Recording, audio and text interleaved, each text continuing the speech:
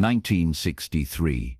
A group of Vegas casino owners approached Sammy Davis Jr.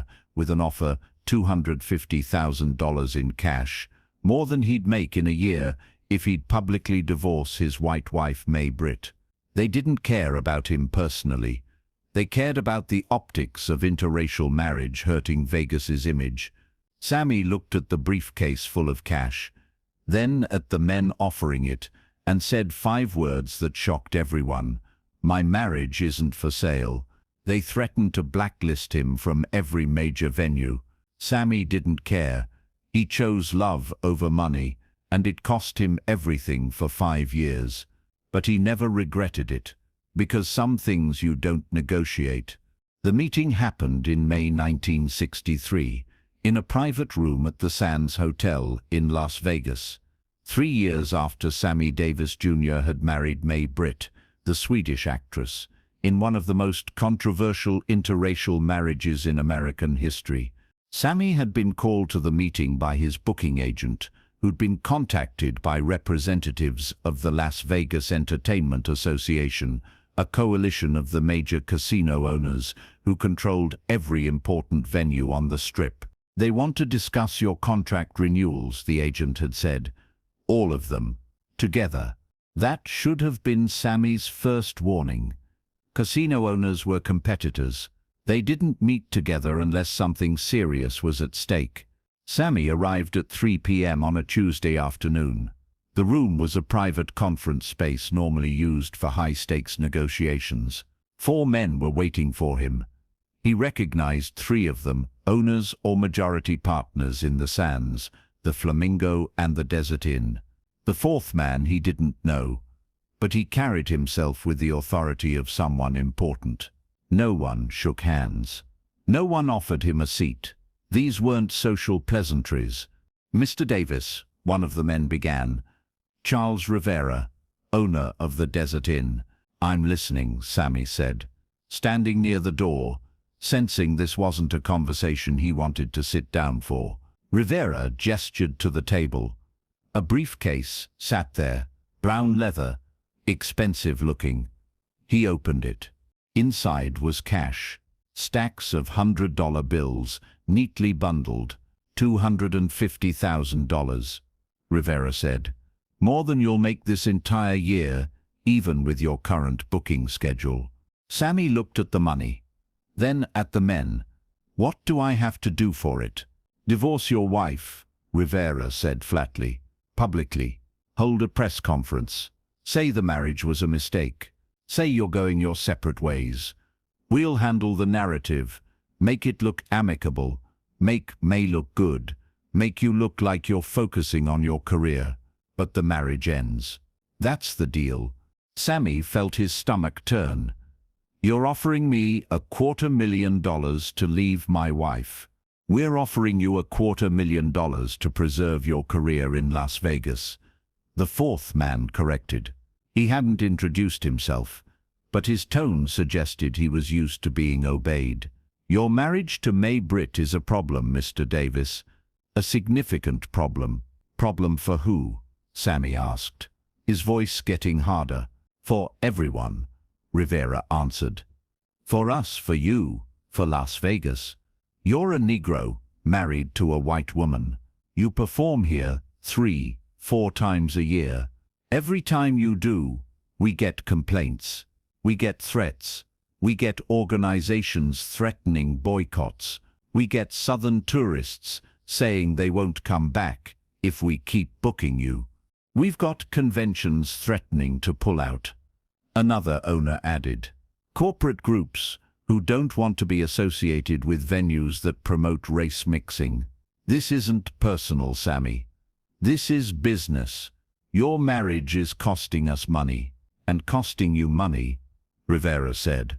"You used to work 50 weeks a year in Vegas. Now you're down to maybe 25. You think that's a coincidence? We're not blacklisting you officially, but we're limiting your bookings because every time you're on a marquee, we deal with backlash." The 4th man leaned forward. "Here's what we're offering, Mr. Davis. You divorce May Britt publicly. We give you this money. Tax-free. in cash. No one knows about this arrangement except us. And within 6 months you'll be back to full booking schedules at every major venue in Vegas. 50 weeks a year if you want them. You'll make back this money 5 times over in the next 3 years. Plus, Rivera added, we guarantee you headline status, top billing, better contracts than you've ever had. This is a one-time offer, Sammy. Take the money, end the marriage, and we take care of you for the rest of your career. Sammy stood there looking at the briefcase full of cash, $250,000. In 1963, that was an enormous amount of money. He could buy houses, invest, secure his children's futures, never worry about money again. And all he had to do was betray the woman he loved. No, Sammy said. Rivera blinked. I'm sorry. No, Sammy repeated. I'm not divorcing May. The fourth man's expression hardened. Mr. Davis, I don't think you understand the opportunity we're offering. I understand perfectly, Sammy said. You're offering me money to destroy my family, and I'm telling you no. Your family's costing you your career, Rivera said, an edge creeping into his voice. You're throwing away everything you've built for a marriage that, let's be honest, isn't going to last anyway. Interracial marriages fail, Sammy. The pressure is too much. The hatred is too much. You'll be divorced in 5 years regardless. We're just asking you to do it now, while you can benefit financially. My marriage isn't for sale, Sammy said. The 5 words that would define the meeting, the moment, the choice. The fourth man stood up. Let me be very clear about what you're refusing, Mr. Davis. This isn't just about the money. This is about your career in Las Vegas. If you walk out of this room without taking this deal, you're making a choice. And that choice has consequences. What kind of consequences? Sammy asked, though he already knew. The kind where you find yourself not getting booked anymore, the man said. Not just limited bookings. No bookings. The Las Vegas Entertainment Association controls every major venue in this city. If we decide you're more trouble than you're worth, you won't work here at all. You're blacklisting me? Sammy said. We're exercising our right to book performers who are good for business, Rivera said.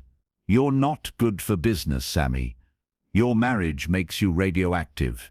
And if you're not willing to fix that problem, then we're not willing to take the financial hit of keeping you on our stages. Another owner spoke up, his tone almost sympathetic. Sammy, be smart about this. You've got a wife and kids to support.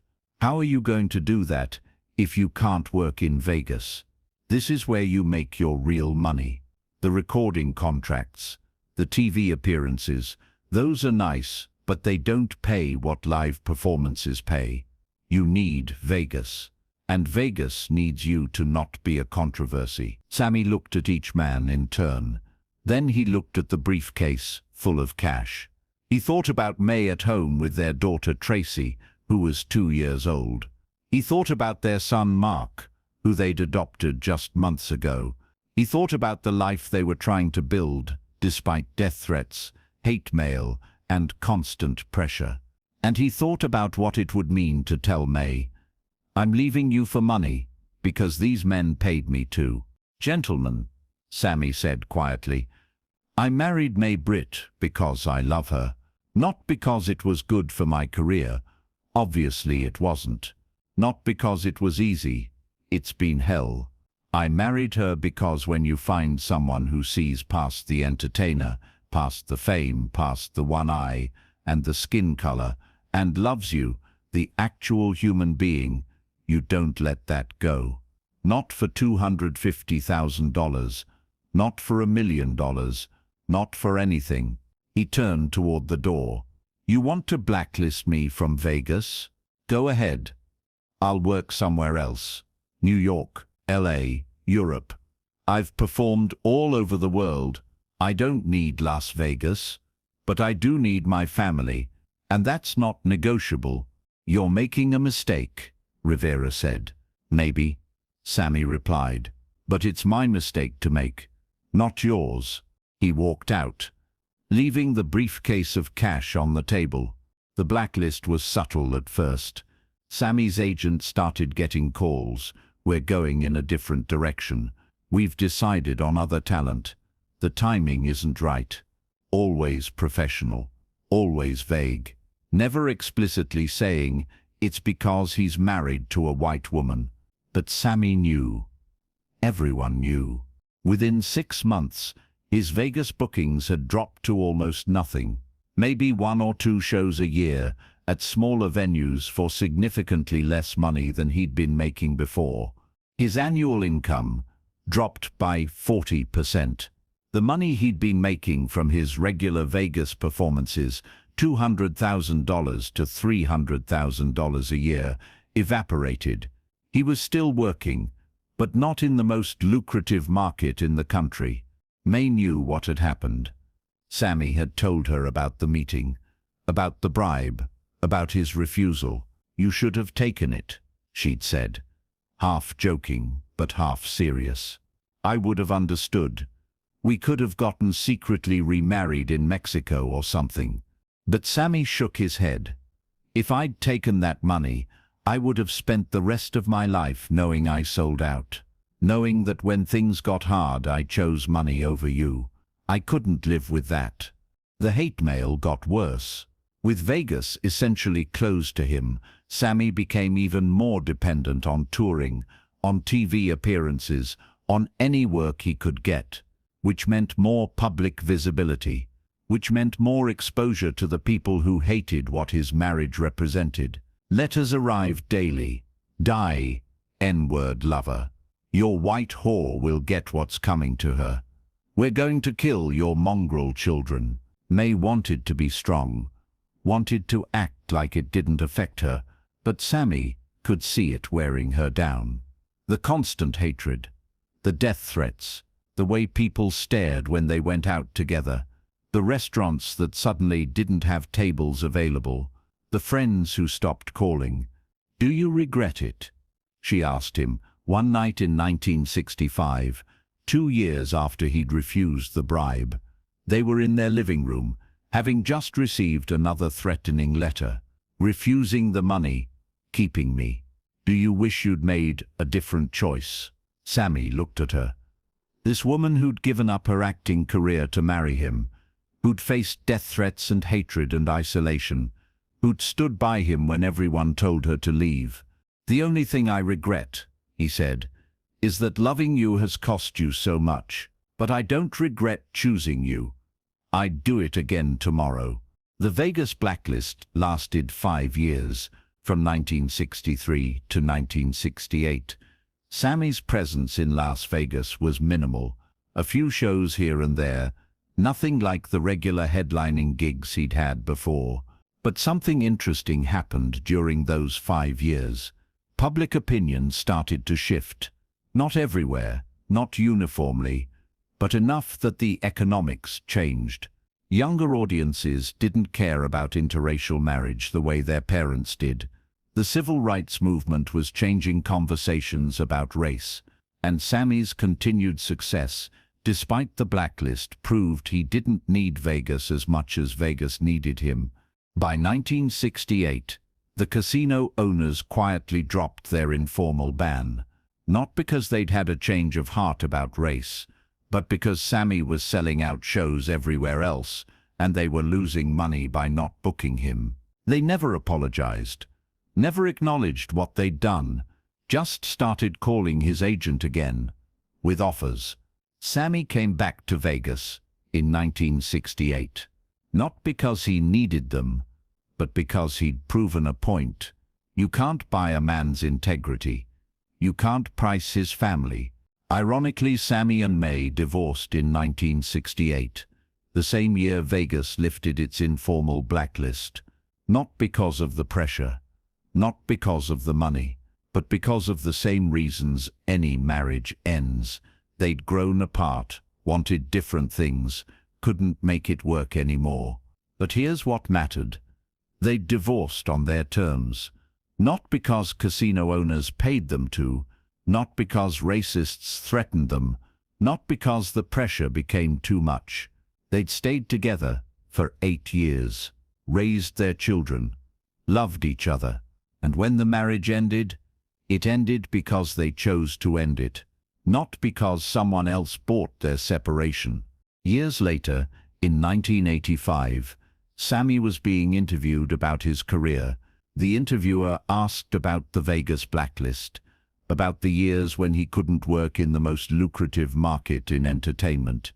"Do you ever wonder what your life would have been like if you'd taken the money?"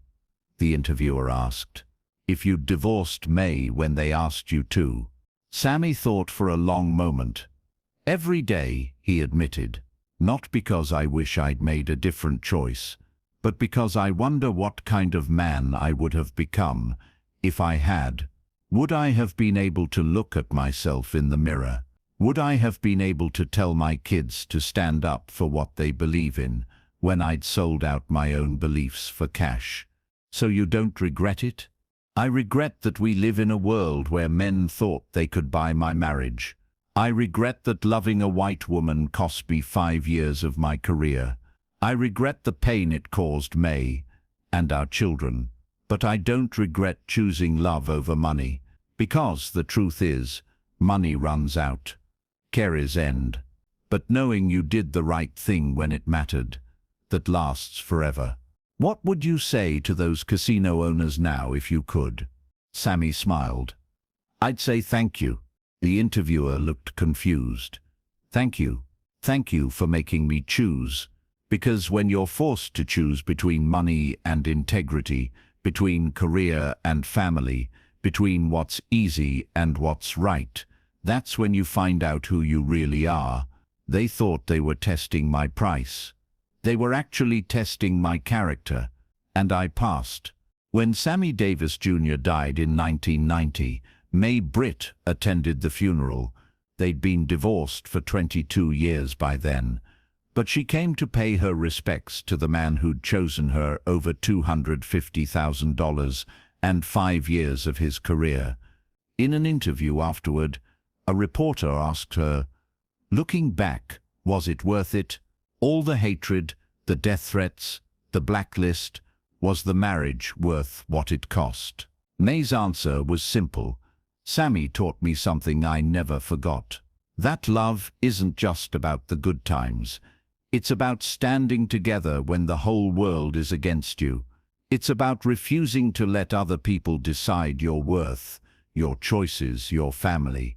We didn't stay married forever, but for 8 years we showed the world that love is stronger than hate, that integrity is more valuable than money, and that some things, some people, are worth fighting for.